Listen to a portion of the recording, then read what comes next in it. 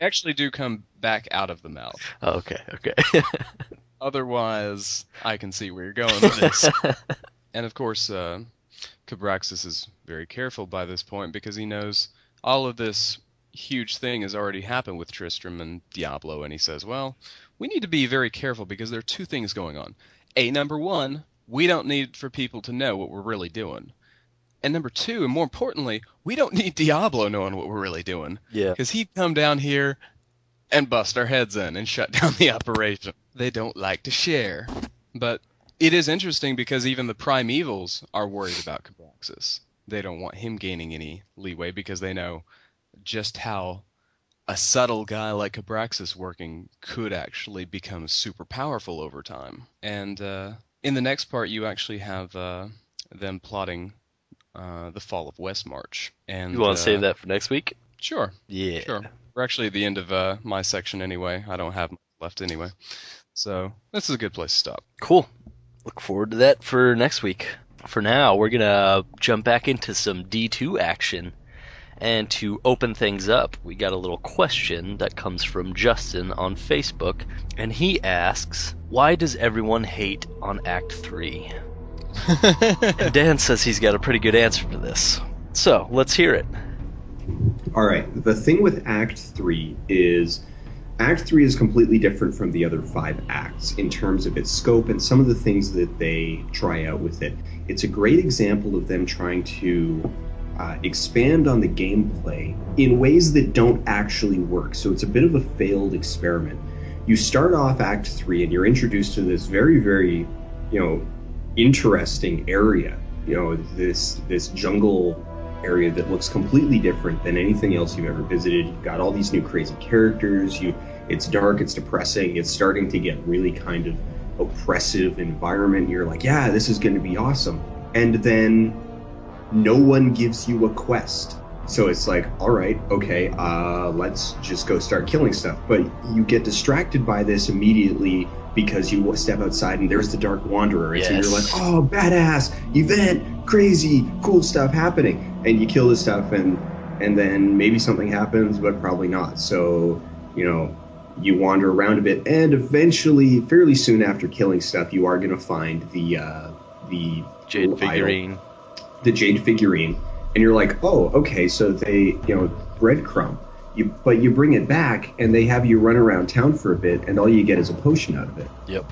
And so it's like, well, the 10 vitality is awesome. I'm not gonna say no to that, but it doesn't actually lead you anywhere. And this is sort of the central flaw of Act 3, and the reason why a lot of people hate on it is because the beginning of the act does a very, very poor job at leading you around.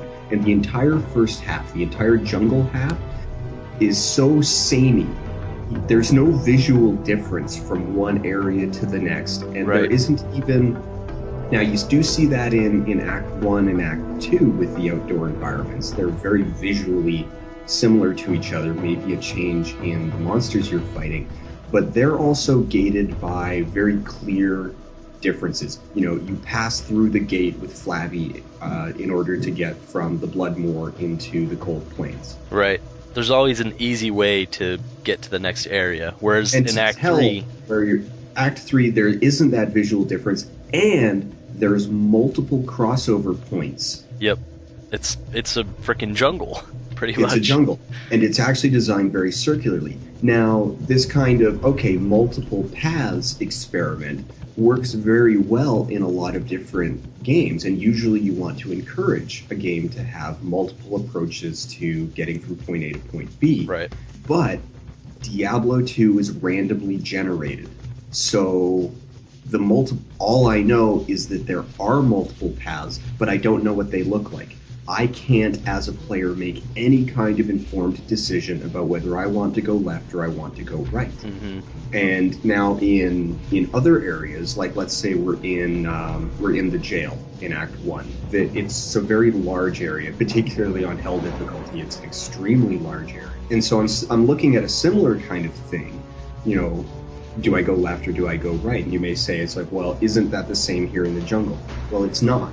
Because when I'm deciding left or right, within that confined level of the jail, I know what I'm looking for. I'm looking for something very specific, and I know that it's just sort of a matter of wandering, and eventually I'm going to come to it. I can map out the entire level, but I'm constrained in that I know I'm not going to find other things. I'm not going to accidentally wander into a portal that takes me to Act 5. Yeah. Whereas in the jungle, if I wander wrong, I'm going to be looking for the arachnid den. Eventually I'll come across the flare jungle and be like, well, crap, I've gone too far. Well, maybe this way's a shortcut. But actually, I'm just kind of skirting along the bottom edge of the flare jungle and Travancal. And I'm in the second half of the act, and I haven't hit on any of the necessary questing areas. It's very much aimless wandering. I think that's the main reason why, that's the unspoken reason that people experience, but they can't necessarily put words to. It's that there's so much aimless wandering, so little direction. Yeah. And it's just kind of like, okay, go find this thing. And then you've got things like, okay, it's in the arachnid den. And then you come across the spider lair. It's like, well, when they said arachnid den, was that just their way of saying, okay, the place where the spiders live? Or is it literally called the arachnid? So you go into the spider lair, you spend like 30 minutes wiping that place out, and you're like, well, I didn't find anything. And then you happen across, there's a spider, there's these names that are so similar, and then you get in the second half, on my Armageddon Druid, there's a quest in Act 3 I still haven't completed, the one where you've got to look in the various temple basements through Lamisam's tomb, yeah. Well, because it's like, book. Yeah, you get this quest, it's like, go find this stuff. Okay, well, where is it? Oh, well, you have to look through all 12 randomly generated mini dungeons in order to find the 4 that will have the parts you need. That's so true. Well, I'm gonna make 2 distinctions here, though. The random tomb thing, there are tricks to it. The first one with the arachnid lair. Yes, it is misleading, but it's actually not the only one that has it. In Act 2, when you go to find the Herodric Cube, you actually have a tomb that comes up in the very first zone that you enter, in the Rocky Wasteland. Right. But it's not the true one. It doesn't actually become the true one up until you hit the next section, which is whatever it's called. And so, they do have that misleading element. Oasis, that's right. Well, no, it's actually before the Far Oasis. Right, Far Oasis is the Maggot Lair. Yeah. Oh. So when you look at those kinds of things, it's like, well, it does occur before, but it's actually worse in Act 2, or Act 3 rather, simply because both the Spider Cavern and the Arachnid Lair are both in the same zone. Yes. At least Act 2 subdivided those. Mm-hmm. Well, and one of them is, the way to tell is that the one next to the waypoint is not the right one. Right. But now this is these are like tricks that we've learned through hard experience. Right. And they're not necessarily bad tricks to have. Having alternate dungeons, or you could call them fake dungeons, they do have loot in them, they've got experience. Having those isn't necessarily bad, but I think it adds to the little bits of frustration that you come to in Act 3. Plus, during this time, you're going to, they do it twice in a row. You've got the Arachnid one, then you get into the same thing in the Flare Jungle, where there's a false dungeon and the real one. And then at that time, you're also fighting the pygmy bastards. Yeah, and they're irritating beyond all get all. And I think what sort of ends up capping it out is that then once you get to the Durance of Hate, which is a really good dungeon, you are going to end up fighting the undead pygmies that explode. And I think that kind of just seals people's opinion of the act. The second half of the act is actually really good. Yeah. I think the weight of the first half plus the irritant of the exploding pygmies is kind of what makes people go, you know what, Act 3 can die in a fire. Plus, we have 2 very similar things here. From Act 2, we had to collect a certain amount of pieces to build this staff, which would then act as the key to get to Duriel. Yeah. It's all good and well. Those are much easier to get than they are in Act 3, because in Act 3, you have a very similar thing where you have to get a bunch of pieces to complete the flail and break open a wall or some such thing like that. But finding those pieces is a huge pain in the ass if you have to actually do it, because the jungle is so disjointed and there's no easy way to go about finding these areas that you could go around looking for the first piece it's either in the spider den or the arachnid layer, I can't remember which one, but then you'll end up in the Great Marsh and then you're like, oh crap, now I gotta go back and try and find it, and then you end up in the flare jungle and you're like, crap, now I'm even further from my goal than I was before. So I think that was a huge headache too.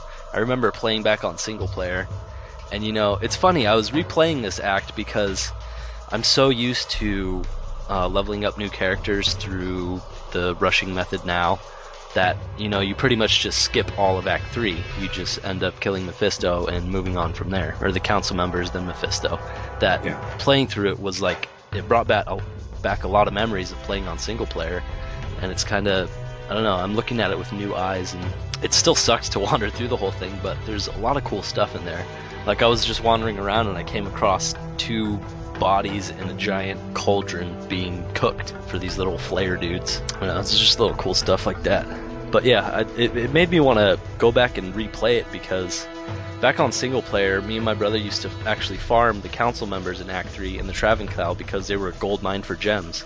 And that's what we did back then, is socket stuff with gems and get better.